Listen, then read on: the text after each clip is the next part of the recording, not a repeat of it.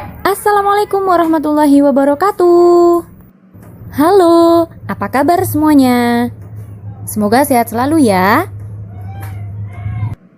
Di video saya kali ini, saya akan membahas tentang kaidah kebahasaan teks deskripsi. Nah, video ini lanjutan dari video yang sebelumnya ya. Poin pertama yang akan kita bahas yaitu ada penggunaan kalimat perincian. Hal ini bertujuan untuk mengkonkretkan kalimat yang diperinci. Maksudnya gimana sih? Nah, simak contohnya ya. Ibuku orang yang sangat baik. Nah, kalimat perincian untuk menjelaskan kalimat tersebut adalah dia berusaha menolong semua orang. Dia ramah dan tutur katanya lembut kepada siapa saja. Kalimat yang terakhir merupakan kalimat perincian dari kalimat yang pertama. Dalam perincian tersebut dijelaskan bahwa ibu orang yang sangat baik. Sangat baiknya ini dijelaskan, dia berusaha menolong semua orang. Dia ramah dan tutur katanya lembut kepada siapa saja. Poin yang kedua, menggunakan kalimat yang menggunakan cerapan panca indera. Pasti kalian asing dengan kata cerapan kan? Nah, apa cerapan itu? Cerapan merupakan sesuatu yang diterima oleh panca indera. Kalian bisa melihat, mendengarkan, merasakan. Nah, itu adalah yang dinamakan cerapan panca indera. Mengapa kita melibatkan panca indera dalam penulisan teks deskripsi ini? Nah, tujuannya adalah agar pembaca seolah-olah ikut melihat, ikut mendengar, bahkan ikut merasakan apa yang kita tulis. Agar lebih memahami lagi, perhatikan contoh berikut. Contoh pertama, pohon kelapa di pinggir pantai tampak menari-nari tertiup angin. Dalam contoh tersebut, penulis melibatkan mata sebagai cerapan panca inderanya. Kemudian contoh yang kedua, kicauan burung terdengar sangat merdu. Pada contoh kedua, penulis melibatkan telinga sebagai cerapan panca inderanya. Poin yang ketiga, penggunaan kata berawalan menasal pada kata dasar yang diawali dengan huruf K, P, T, S. Fonem atau bunyi KPTS akan luluh jika mendapatkan awalan menasal yang diikuti oleh kata dasar yang berawalan dengan huruf KPTS. Jika kalian masih kurang paham, simak contoh berikut. Kata pertama ada karantina, kemudian mendapatkan awalan menasal sehingga penulisannya menjadi mengarantina, bukan mengkarantina. Dalam contoh tersebut bunyi K luluh karena mendapatkan awalan menasal. Kemudian contoh yang kedua ada kata pesona. Mendapatkan awalan menasal menjadi memesona, bukan mempesona. Bunyi P-nya kemana? Nah, seperti contoh yang pertama tadi, bunyi P-nya luluh karena kata pesona yang berawalan dengan huruf P dan mendapatkan awalan menasal, maka P akan luluh. Contoh yang ketiga, ada kata tuju yang mendapatkan awalan menasal sehingga penulisannya menjadi menuju, bukan mentuju. Hal ini sama dengan contoh-contoh sebelumnya.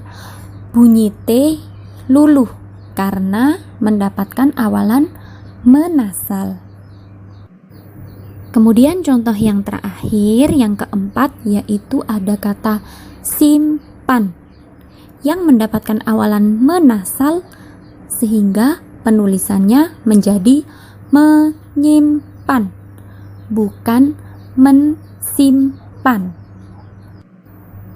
Bunyi S pada contoh ini luluh karena mendapatkan awalan menasal.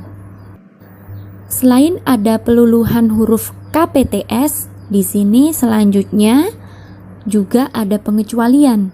Nah, apa saja pengecualian itu? Simak baik-baik ya.